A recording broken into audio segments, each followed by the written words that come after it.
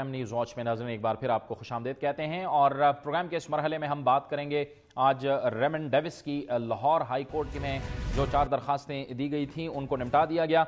Lahore high court ने 2 पाकिस्तानी शहरियों के कत्ल के इल्ज़ाम में गिरफ्तार अमरीकी शहरी रेमंड डेविस को सिफारती इस्तिस्ना हासिल होने से मुताल्लिक दरखास्तें निपटा दी।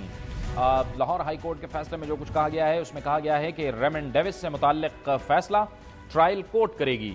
इसके साथ साथ जो पाकिस्तान की वजारत खारजा का मौक़िफ़ सामने आया उसमें कहा गया है कि अमरीकी सिफारत खाने की दरख्वास्त पर business official visa Raymond Davis को जारी किया गया था। इसके साथ साथ यह भी कहा गया है कि वो सिफारती पासपोर्ट पर पाकिस्तान आया। वजारत खारजा ने अदालत को यह भी बताया कि रेमंड डेविस के रिकॉर्ड में रद्दो बदल की कोई कोशिश नहीं की गई और न ही वजारत खारजा इस केस पर किसी तरीके से असरअंदाज हो रही है।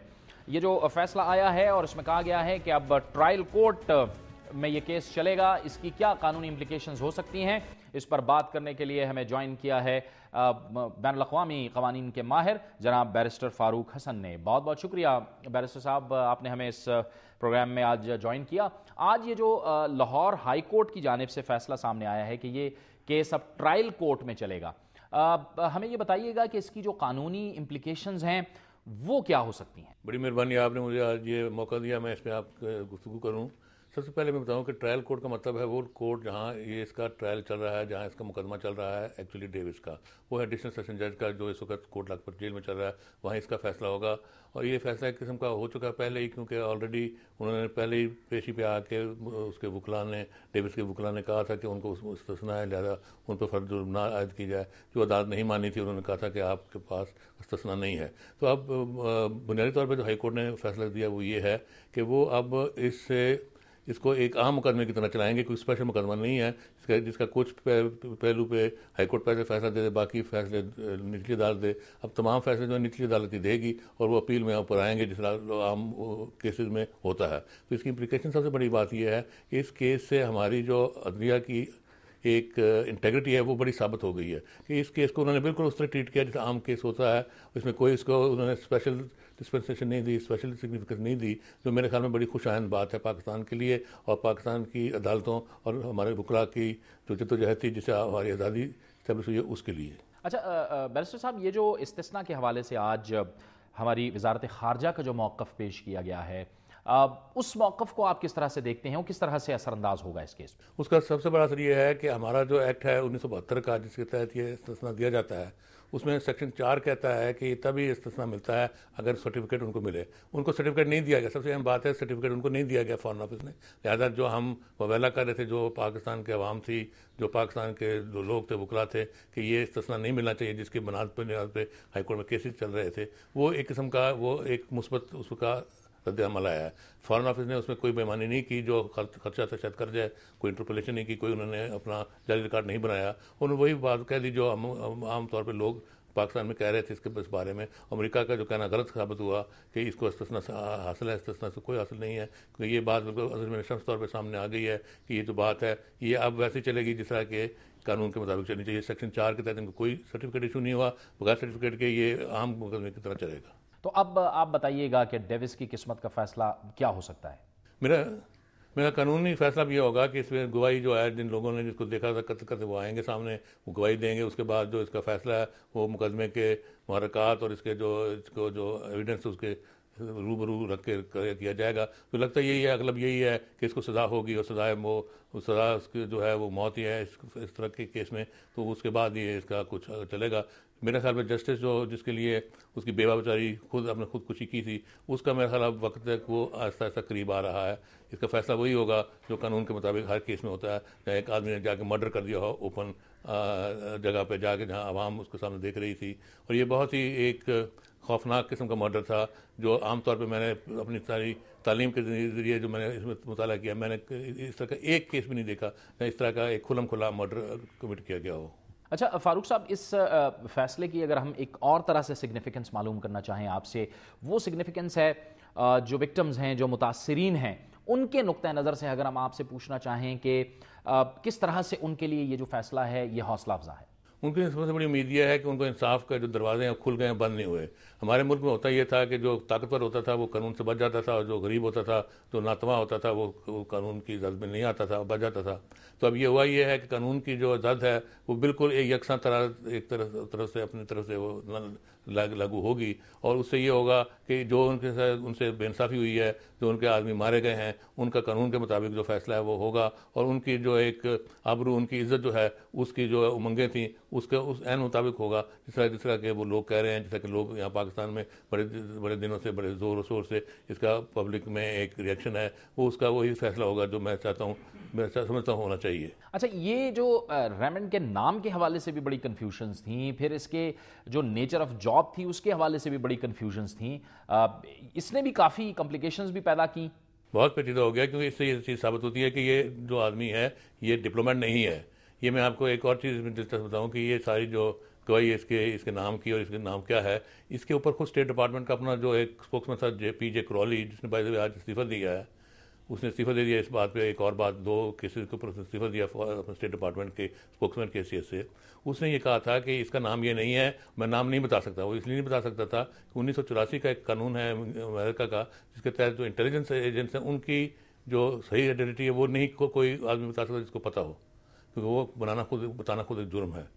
लिहाजा ये बात बिल्कुल, इसमें कोई शक व शुबे की बात नहीं है कि ये बात एडमिनिस्ट्रेशन तौर पर एक इस्टेब्लिश है कि आदमी जो इंटेलिजेंस एजेंट था तभी इसका नाम नहीं बताया गया। इसका अभी आज अदालत में मैंने सुना है, उसने बताया है उसका नाम एलन डेविस है। एलन डेविस से कोई फ़र्क नहीं पड़ता, उसका नाम वही है जो बता रहे हैं, जो फर्जी नाम है। असली नाम इसका क्या है वो खुदा जानता है, उसकी जो है वो अब तहकीक होगी कि होनी चाहिए। जब ट्रायल चलेगा कि उसका असली नाम क्या है वो खुद ही जाके बताएगा, तो फिर पता चलेगा। नहीं तो पाकिस्तान की अपनी एजेंसियाँ हैं, वो पुलिस एजेंसी हो जाके पता करें इसका नाम क्या है, पता चले तो उसका चल सकता है। इतना मुश्किल बात नहीं है, क्योंकि अमेरिका में हर चीज़ डेटा एजेंसी हैं और हर चीज़ पता लग जाती है। लिहाजा इसका जो असली नाम है वो पता करना ज़रूरी है, कि उससे पता चलेगा कि जो इसका एक रैकेट था, बहुत बड़ा यहाँ एक रैकेट चल रहा था मुल्क में, उसको जो उसका डायग्नोसिस है उसको ओपन करने का तरीका यही है कि इसका असली नाम पता लगे। अच्छा, फारूक साहब, आपके ख्याल में, आपने अमेरिका की बात की, पीजे क्रॉली की भी बात की, अमेरिका इस केस को और अब जो आज का ये डिसीजन आया है इसको किस तरह से देख रहा होगा, और फिर आगे चलकर पाकिस्तान और अमेरिका के ताल्लुकात पर क्या असर पड़ सकता है, आप क्या देखते हैं? इसका जो असर जो होना था वो तो हो चुका है मेरा ख्याल, क्योंकि अमेरिका चाहता था और उसकी ख्वाहिश थी, उसका अंदाज़ा था कि पाकिस्तान वाले पहले ही दिन टेलीफोन आएगा तो ये हवाले कर देंगे। वो ना हुआ, वो इसलिए ना हुआ कि ये बात अवाम के सामने चली गई। अवामी रद्दअमल जो था इतना शदीद था कि उससे गवर्नमेंट पीछे हट गई। उसके बाद जो है सब आपके सामने है। लिहाजा अमेरिका का जो रद्दअमल है वो पहले उन्होंने धौंस दबट की है, वो नहीं चली, जो अपनी अपनी जगह पे आ गए, सबका जो तनख्वाह उस पर आ गए हैं, क्योंकि अमेरिका के अपने जो मफादात हैं वो वसीता रहे एक आदमी से बढ़ के। लेकिन इस आदमी के लिए इतना कुछ उन्होंने किया है, इससे एक तजस्सुस पैदा होता है इंसान के दिमाग में कि क्या बात है कि अमेरिका का सदर इसको चाहता था छुट जाए। इसके पास कुछ इन्फॉर्मेशन है जो इतनी शदीद है, अमेरिका के नुकसानात के लिए उसका अंदाज़ा लगाया जा सकता है कि अमेरिका का तमाम जो सल्तनत थी वो इसको छुड़ाने में लगी हुई थी। लिहाजा इसका जो आउट होना बड़ा ज़रूरी है पाकिस्तान की अपनी सलामती के लिए, पाकिस्तान की अपनी इंटेग्रिटी के लिए। पता लगना चाहिए कि आदमी क्या कर रहा था। लिहाजा जहाँ तक रिलेशनशिप का तल्लुक है वो तो मेरा ख्याल रहेगा जिस तरह का है, क्योंकि अमेरिका को पाकिस्तान की ज़रूरत है, वो पाकिस्तान को खैराबाद नहीं कर सकता। लेकिन इससे ये भी पता चलना चाहिए पाकिस्तान अवाम को कि उनके जो हकीकी मफादात हैं, उनका जो तहफ़्फ़ुज़ है, उनकी जो हतमी मुहाफ़िज़ हैं खुद हैं, दूसरे मुल्क नहीं हो सकते। पाकिस्तान अमेरिका लिहाजा तल्लुकात रहेंगे अपनी जगह पे, लेकिन उनका वो उस तरह की उनमें चाशनी नहीं आ सकती जैसा कि अभी हालिया दौर में, मुशर्रफ के दौर में ख़ासतौर पर देखने में आई थी कि पाकिस्तान के जो अवाम थे, उनके अवाम के लोग जो थे वो पकड़ के अमेरिका के हवाले किए जा रहे थे, और पाकिस्तान की गवर्नमेंट जो थी वो बेबस नजर आती थी, बल्कि बोलती ही नहीं थी। लिहाजा ये बात मैं समझता हूँ कि इससे ये चीज़ साबित हो जाएगी कि जो जहाँ का पानी है, पानी अपनी जगह पे आ जाएगा। सतह पानी की एक होती है, वो अपनी सतह पे आएगा, और वो जो हमारे रिलेशनशिप है वही होंगे जहाँ होने चाहिए। अच्छा फारूक साहब, इसमें एक अहम बात यह है कि ये तो चले रेमंड का मामला है जो कि यहाँ पे इस वक्त मौजूद है, ज़ेर हिरासत है, लेकिन वो गाड़ी जो रेमंड को फॉलो कर रही थी और जिसकी टक्कर से भी एक शख्स जाँ बहक हो गया, वो लोग, उन लोगों का पता नहीं चला और अभी तक उस पर कोई पेशरफ नहीं हुई, उसे कैसे टैकल किया जाए? वो मुकदमा जो है बड़ा सख्त है, क्योंकि उसमें ये बात है कि मेरे ख्याल में जो अमेरिका कौंसल जनरल है वो भी फंसती है, जो अदालत है, क्योंकि ये सारी जो बात है ये कौंसल जनरल ने सरकारी तौर पे की है। उसको पता था कि इस आदमी जो है ये वहाँ मार के आए हैं, मतलब मर्डर कमिट करके आए हैं। उनको फिर पनाह दी गई, पनाह के बाद उनको भगाया गया मुल्क से, या नहीं भगाया गया मैं नहीं जानता, शायद अंदर ही हूँ एम्बेसी के, मैं नहीं जानता उसका। उसके ऊपर हतमी तौर नहीं कुछ कहा जा सकता। लेकिन ये बात क्लियर है कि ये चीज़ में सारी एम्बेसी इन्वॉल्व थी, पाकिस्तान की कॉन्सुलेट, अमेरिकन कॉन्सुलेट जो पाकिस्तान में है लाहौर में इन्वॉल्व थी। लिहाजा ये तमाम के तमाम जो हैं उसमें आते हैं। और इसका पाकिस्तान का ये चाहिए जो लंदन ने किया था लीबिया के खिलाफ। लीबिया ने 1985 में इस तरह एक वाक़या हुआ था लंदन में, जहाँ उन्होंने अंदर से एक गोली मारी थी और एक लड़की और उनकी पुलिस वुमन मर गई थी। 7 साल लंदन की पुलिस बाहर बैठी रही थी उसके एम्बेसी के। तो पाकिस्तान की पुलिस को चाहिए बाहर बैठी रहे, उसको वहाँ से हिले ना।